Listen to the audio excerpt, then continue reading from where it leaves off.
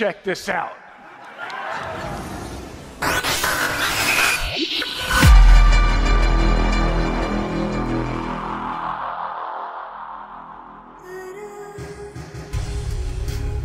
...1985'li yıllarda çekilen Cyberpunk filmlerinde hep 2020'li yıllar anlatılıyordu. Aradan 45 yıl geçmesine rağmen hala uçan arabaları gökyüzünde göremiyoruz. Biraz hayal kırıklığına uğramış olsak da en azından onun yerine Cyberpunk'ın oyunu çıkıyor. En azından bu da bir şey. Acaba gerçekten distopyaya doğru mu gidiyoruz?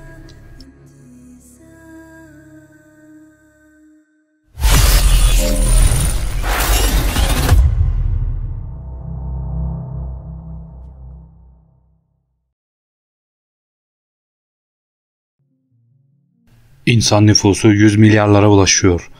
Dünyada hiç yeşil alan kalmıyor. Dünyanın bütün karasal alanları metropol şehirlerle ve dev gökdelenlerle doluyor. Hatta karasal alanlar insanlara yetmiyor, göklere çok katlı şehirler inşa ediyorlar. Tabii ki alt katlarda fakirler geçim sıkıntısı ve hayatta kalma mücadelesi verirken üsttekiler gününü gün ediyor. Bu da yetmiyor, yerin altına, deniz ve okyanuslarda yüzen ve su altında devasa şehirler kuruyorlar. Dünyada bir tane bile ağaç kalmıyor. Yapay iklimlendirme teknolojileri fotosentez yaparak havayı temizliyor. Tabii ki fakir bölgelerin havası yine kirli. Şirketler ise bu fakirlere hava satıyor. Zengin bölgeler tertemiz ve steril. İnsanlar çoğu zaman bir sınıf atlama mücadelesi güdüyor. Büyük bir sınıfsal uçurum vardır. Bu yüzden insanlar birbirine asla acımaz. Haydutlar her yerdedir. Etrafta sürekli silahlı çatışmalar yaşanır. Bu yüzden halk çoğu zaman zırhlı ve silahlı gezer. Cyberpunk'ta hep bir militarist moda hakimdir. Herkes vurulmamak için çelik yelek giyer. Vurulursanız da üzülmeyin, travma takımı sizi kurtarır. Travma takımı alanında çok uzman sağlık görevlileridir. Bu tip silahlı çatışma olaylarını bir fırsata ve kazanca çevirmiş bir şirkettir.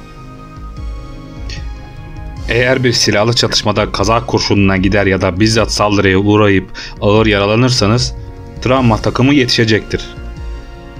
Çoğu zaman insanları kurtarmaya gelen bu doktorlar da saldırıya uğrarlar. Bu yüzden doktorlar da silahlıdır. Eğer önceden bir VIP premium sağlık paketi aldıysanız başınıza bir iş geldiğinde doktorlar düşmanlarınızla çatışarak sizi kurtarır. Ama eğer bir üyeliğiniz yoksa doktorların attığı mermi, yaktığı benzin sizi kurtarırken vurulan askerin tazminatı ve yapılan tüm hizmetlerin bedelini en zamlı fiyatlarla kurşu kurşuna ödetirler. Eğer paranız yoksa da toplama kampı gibi yerlerde çalıştırırlar. Mesela Repo Man isimli bir filmde şirketler insanlara çok pahalı robotik organlar satıyordu. Müşteriler eğer borçlarını ödeyemezse şirket elemanı gelip organı sizin olduğunuz yerde yakalayıp vücudunuzdan sökerek alır. Aslında Cyberpunk ilk olarak bazı solcu yazarlar tarafından yazılan kapitalizm eleştirisi olarak ortaya çıkmıştı. Ama bu tür geliştikçe bu durum ortadan kayboldu. Cyberpunk distopyası komünist ülkelerde de vardır. Zaten Cyberpunk filmleri 85'li yıllarda yapıldığı için o zamanki insanlar Sovyetlerin dağılacağını bilemiyordu. Çoğu zaman komünist ülkeler de kapitalist ülkelerle yarışmak için rekabet ederler. Ve bu ülkelerdeki yaşam şartları kapitalist ülkelerden daha beterdir. Çünkü en azından kapitalizmde bir zengin fakir ayrımı vardır. Komünist punk'ta ise herkes eşit olarak fakirdir. Herkes işçidir. Çünkü Soğuk Savaş 2050'li yıllara kadar hiç bitmemiştir. Neo Tokyo, 3. Dünya Savaşı'ndan sonra kurulan bir Japon şehridir. Einstein 4. Dünya Savaşı taş ve sopalarla yapılacak demişti. Ama bu konuda yanıldı. Yeni savaşlar artık siber evrenlerde yapılan siber savaşlar üzerine kuruluydu. Mega şirketler sürekli olarak anarşist hacker çeteleriyle büyük bir mücadele içindedir. Tabii ki şirketler kendi aralarında da savaşır. Siberpunk'ta aslında devlet düzeni sadece kapitalizm değil, anarko-kapitalizmdir. Aslında devletlerin bu şirketler üzerinde hiçbir otoritesi yoktur. Hatta devletler bu şirketlere bağımlıdır. Şirketler devletleri sömürür. Şirketlerin kendi ordusu ve polis gücü vardır. Bu polisler sürekli hackerlara baskın yaparlar. Mesela McDonald's ve Burger King'in kendi ordusu olduğunu ve bu iki ordunun savaşa girdiğini düşünün. Yüksek teknoloji ve düşük yaşam dedikleri şey de şudur ki şirketler insanlara robotik uzuvlar ve organlar satarlar. Ama bu satılan organlar sürekli bakım ister ve bakım masrafları çok pahalı olduğu için halk fakirleşir. Sonra da isyanlar çıkar, robot polisler isyanları bastırır. Tabii tüm bunlar olurken üst kesimden olan toplumlar hedonistik bir yaşam tarzıyla sürekli şampanya patlatır, gününü gün eder. Kimisi ütopyayı yaşarken kimisi de distopyayı yaşar. Bu yüzden Cyberpunk aslında tam olarak distopik değildir. Hem ütopyayı hem de distopyayı içinde barındırır. Alt sınıftan olmayı kimse istemezdi ama üst sınıftan olmayı hepiniz kabul ederdiniz. Ben de dahil. Zaten bu durum günümüz dünyasında da gerçekten böyledir. Üst sınıfın yaşam imkanları çok lükstür.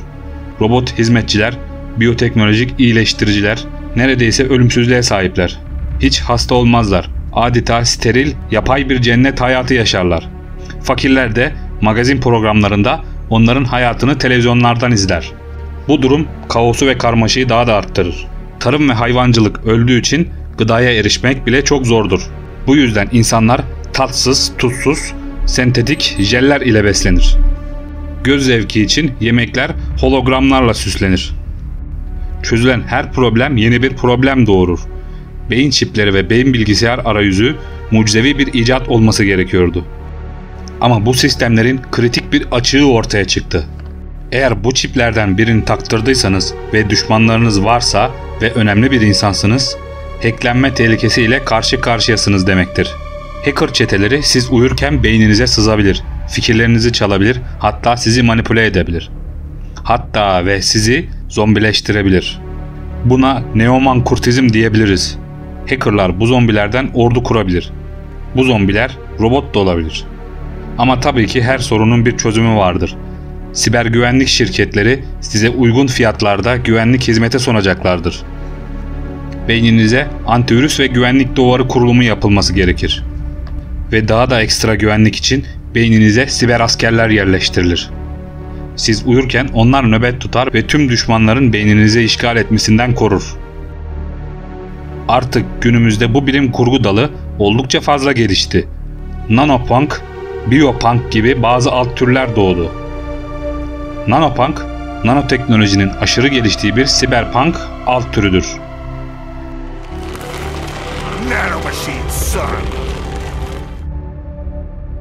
Biopunk ise biyoteknoloji ve genetik alanında gelişmiş bir geleceği bugüne yansıtır. Yani cyberpunk geleceğin yansımasıdır.